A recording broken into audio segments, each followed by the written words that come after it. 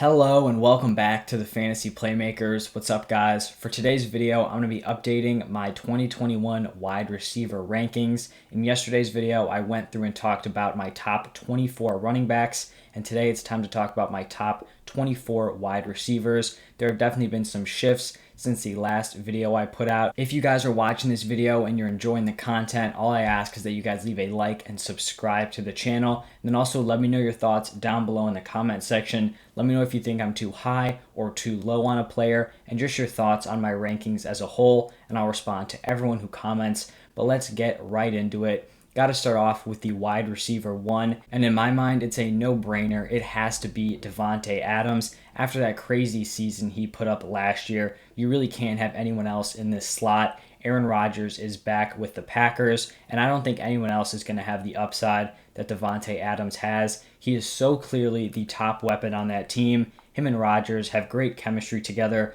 and I expect him to repeat as the wide receiver one, and he's probably the only wide receiver that I would feel confident drafting, in the middle of the first round. Up next at number 2 and 3, I have Tyreek Hill and Stephon Diggs, and I really couldn't argue if you guys flipped these two players. I think it just depends more on what kind of player you want to target. Stephon Diggs is definitely more of the volume receiver. He's probably going to lead the league in receptions and targets just like he did in 2020, compared to Tyreek Hill, who's more of the big play guy. He can go out, get one reception for 80 yards and a touchdown in the first quarter, and you're already set for that week. He can put together some huge games. He's just probably not going to have the same volume that Stephon Diggs will have. So really, you could go either way with those two players. Here at wide receiver 4 and wide receiver 5, this was another tough call, but I ended up deciding to go with Calvin Ridley, just slightly ahead of DeAndre Hopkins. I did a video recently comparing the two players, and I had a tough time choosing between them before.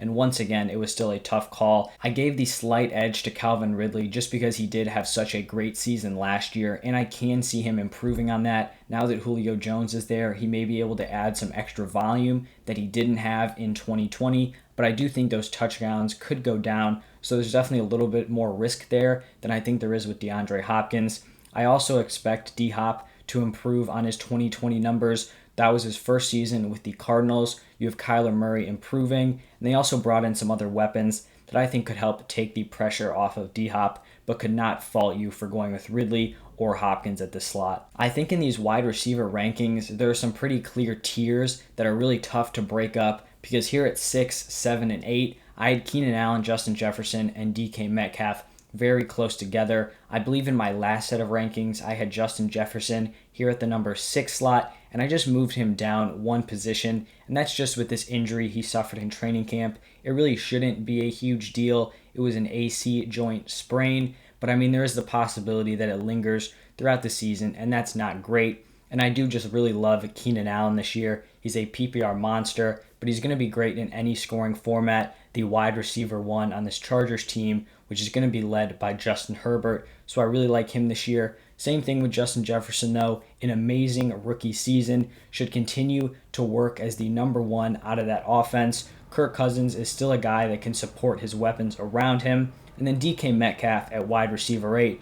I really couldn't fault you if you had him up at wide receiver 6. He is that good. He is the alpha on a high volume passing attack. He has Russell Wilson at quarterback, so a ton of upside with him as well. Coming in at wide receiver 9 here, I have A.J. Brown, and he was kind of a tough guy for me to evaluate because he's coming off a great 2020 season, but there has definitely been some changes this offseason. I think there's been some positives and some negatives. Originally, when we were looking at his 2021 outlook, it looked like Julio Jones was not going to be there. He was really going to be the only main established weapon on that offense, and I think that gave him a crazy high ceiling because he does have that big playability, a lot of touchdown upside, but if you could add some really solid volume, that would just make him the total package at the wide receiver position. But with Julio coming in, Julio is more of that volume guy, so I do think that limits A.J. Brown's ceiling. I still think he's going to be a wide receiver 1, and then you have to look at the fact that he was playing through all of last season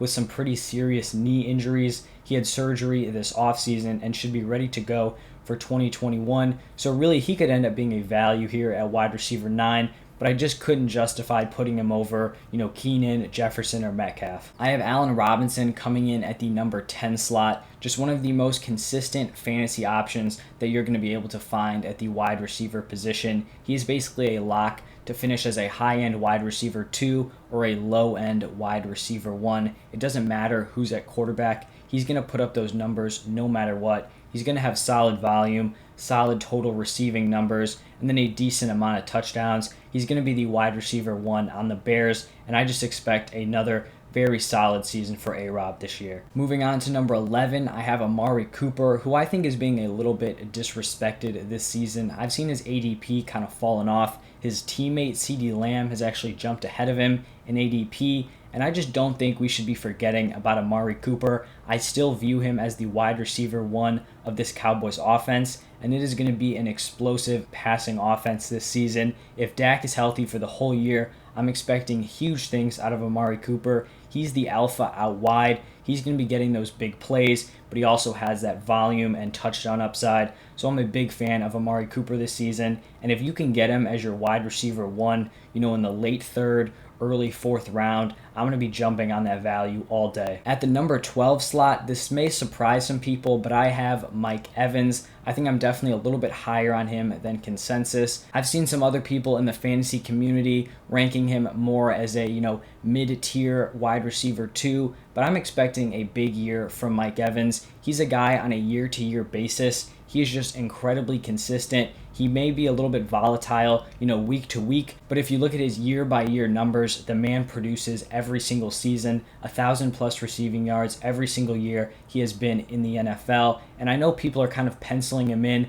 for some touchdown regression this season, but I don't think that's necessarily fair. I think it's very reasonable. He puts up double-digit touchdowns again. He is Brady's favorite red zone target, and I do think he is the wide receiver 1 on this team. He's also a player that doesn't rely on a ton of volume. So, he can go out, get 3 receptions, but he can put up 80 yards and a touchdown and really kind of save your week. That's why I am higher on him than his teammate Chris Godwin, because I just think Mike Evans is a better fit in this offense where you do have so many weapons around him. So I expect Mike Evans to put together, a high-end wide receiver 2 season or a low-end wide receiver 1 year. Up next at wide receiver 13, I have Terry McLaurin, and this is really his opportunity to truly break out as, a top-tier fantasy football wide receiver going into his 3rd year in the NFL, and this is by far the best situation he's been in. You no longer have Alex Smith or Dwayne Haskins at quarterback. It is now Ryan Fitzpatrick. We know Ryan Fitzpatrick is going to be slinging the ball down the field, and that should help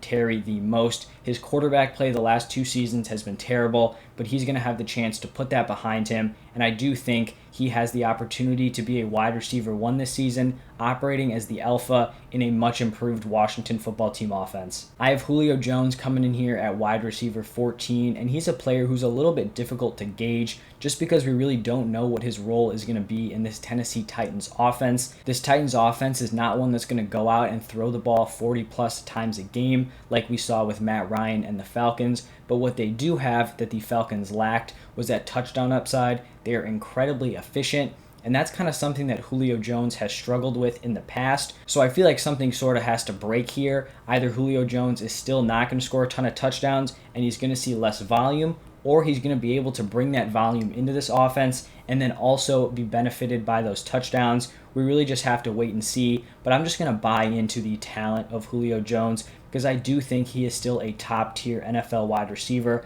I think he has a lot of juice left in the tank, and that's why I have him here as a high-end wide receiver 2. At 15 and 16, I have the 1-2 punch out of the Rams wide receiver room, Robert Woods at wide receiver 15 and Cooper Kupp at 16. I think both of these guys are going to have huge seasons this year. This offense is just vastly improved now that you have Matthew Stafford coming in. That is a huge upgrade. I do have Robert Woods 1 slot ahead of Cooper Kupp, and that's just because I think he's a little bit less touchdown dependent. Robert Woods is going to feast whether or not he gets into the end zone. They use him creatively on jet sweeps in the screen game, whereas Cooper Kupp doesn't exactly have that same utilization, but I'm expecting big years from both of these guys. Now at wide receiver 17, I have CeeDee Lamb, and this is probably the biggest difference I have in these rankings, between my slot and consensus. Right now, CeeDee Lamb is being picked as the wide receiver 9. I personally think that's crazy. In my recent video where I talked about the biggest bust in each round, I talked about CeeDee Lamb being the biggest bust in round number 3. I just think he is going way too early. His ADP is so inflated, and it's not anything against CeeDee Lamb. I have him here as a mid-tier wide receiver 2. I think he's going to have a solid season in this Cowboys offense, but I just don't think he has that, high-end wide receiver 1 potential, which is kind of what you're shooting for, drafting him as the wide receiver 9. He does operate primarily out of the slot, which I think limits his ceiling. It doesn't mean he's not going to have a super effective year, and he could finish as a wide receiver 1, but I just think right now with him being an early 3rd round pick, you're drafting him just way too close to your ceiling, and I think this is a much more appropriate ranking here at wide receiver 17. At number 18, I talked about his teammate a little bit earlier. This is going to be Chris Godwin coming in here. Obviously in 2019, Chris Godwin had a massive year, was a top 3 wide receiver in points per game, but this is a much different offense from 2019. He put together a solid season in 2020. I do think it was a little bit disappointing because he missed games and was basically drafted as a wide receiver 1, but did not live up to that potential. But it still, gave me some hope for 2021. I expect him to be the wide receiver 2 in this offense. I just like him slightly less than Mike Evans because I do think he is more volume dependent, and I do think it's going to be a little bit tougher to get that volume when you're in an offense with so many weapons. You have Mike Evans, obviously Godwin, Antonio Brown, Rob Gronkowski, O.J. Howard, Cam Brate, Giovanni Bernard. Is just going to be a lot of mouths to feed, but Chris Godwin is still an incredibly talented wide receiver, and I definitely think he's going to find his role in this offense and perform as a solid wide receiver too. Up next, I have DJ Moore coming in at number 19, and I think this is DJ Moore's opportunity to truly break out as, a top tier wide receiver 2 or even a wide receiver 1 of the future. We've seen in these last few years, he's put together some really respectable seasons, but he hasn't had that major breakout. This is really his opportunity. You have Sam Darnold coming in. A lot of people seem to think this is a big negative. I do not. Teddy Bridgewater was not a good quarterback, so I think Sam Darnold could easily step in and be a better day 1 quarterback than Teddy Bridgewater was last season, but Moore is going to be able to operate as the alpha wide receiver. You still have Robbie Anderson there, but Curtis Samuel is no longer in that wide receiver room. That should open up some targets for DJ Moore. And this ranking could end up being a little bit low, but I'm just not sure who I would move him ahead of. So I do think I'm a little bit higher on DJ Moore in terms of his prospects for this year than most other people. Next up at number 20, I have Deontay Johnson, and I also think I'm higher on Deontay Johnson than consensus, especially in PPR formats. I think Deontay Johnson would have to jump up this list even more, but I think he is going to be the wide receiver 1 on the Steelers offense, and I don't really care that Big Ben seems to be a shell of himself, because if he's a shell of himself, that means he's going to be throwing the ball underneath a lot more, and you know who that benefits? It's not Claypool, it's Juju a little bit, but the number 1 beneficiary of that is going to be Deontay Johnson. He is that underneath volume guy, and he put together a pretty solid 2020 season despite having a lot go against him. Just to start it off, drops were definitely an issue. I'm not going to deny that. He even got benched in a game because of it. That's not great, but I have to just assume that someone as talented as Deontay Johnson is going to have that fixed for this year. But the other big issue is that he got injured in the first quarter of multiple games, so it really kind of tanked his overall point per game number. So I think that's leaving him to be a little bit undervalued this season, and I definitely think you could be drafting him at a discount with where his current ADP is. I think there's a pretty decent drop-off from Deontay Johnson to these next 3 players that I'm going to talk about, and it's Tyler Lockett, Kenny Golladay, and Adam Thielen. All 3 of these guys are veterans, and they all have their upside, but they also do each have their own red flags. For Tyler Lockett, it seems like he's going to finish much higher than this wide receiver 21 ranking, but he could put up literally 50% of his production in 3 or 4 games, and that's a tough thing to be drafting, because if you don't have him in your lineup on the right day, he can lose you weeks, and he may single-handedly win you some weeks,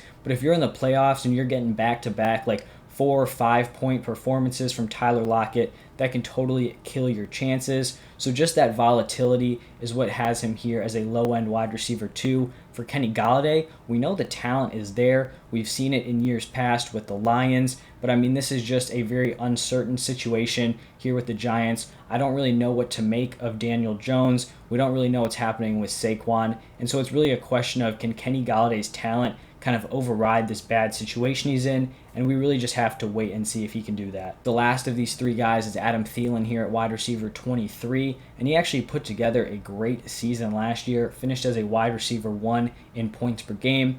The issue was that it was a very touchdown-dependent year. I mean, like, way more touchdowns last year than he had in any other season, so those are probably going to go down. But we also just can't take that away from him. He was very effective in the red zone, made some great catches. So in my opinion, that points to him still having some juice left in the tank, but he definitely is getting older. Justin Jefferson is just going to continue to eat into that wide receiver 1 workload. So I think this is a fair slot with him here as the wide receiver 23. Now we're on to wide receiver 24, and I'm actually going to cheat here and list 2 players. I have T. Higgins and Brandon Ayuk sharing this slot. Both sophomore wide receivers, and I think are kind of in similar situations. They're both kind of guys that put together really impressive rookie seasons, but they're in kind of crowded target rooms. For T. Higgins, I was a little bit lower on him, in the last couple months, just because I think a lot of people expected Jamar Chase to come in and rival him for that wide receiver 1 role right away.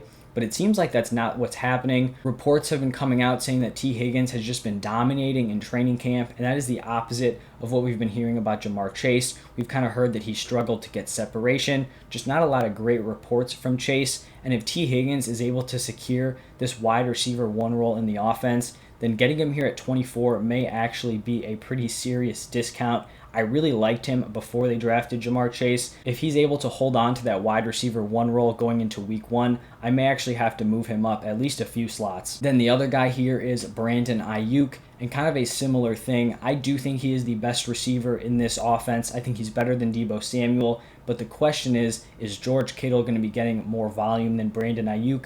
I think he definitely could. We did see some very nice performances from Brandon Ayuk in 2020, but I think a lot of people are a little bit skeptical of those performances because there was a lot of injuries. Deebo Samuel and George Kittle weren't really playing in a lot of those big games from Brandon Ayuk. So if you're drafting Brandon Ayuk here, you're just kind of going in on his talent and hoping it wins out this year. So those are my top 24 wide receiver rankings. If you guys enjoyed the video, please like and subscribe to the channel, and then let me know your thoughts down below. I want to hear your guys' perspectives. What do you guys think of these rankings? I'll be responding to everyone who comments. And then also stay tuned in the next few days. I'm going to be going through each round's ADP and talking about whether or not I would buy or sell each player at their current draft price. So look out for that. But that's all I have for you guys today. Thank you for stopping by, and I'll see you tomorrow.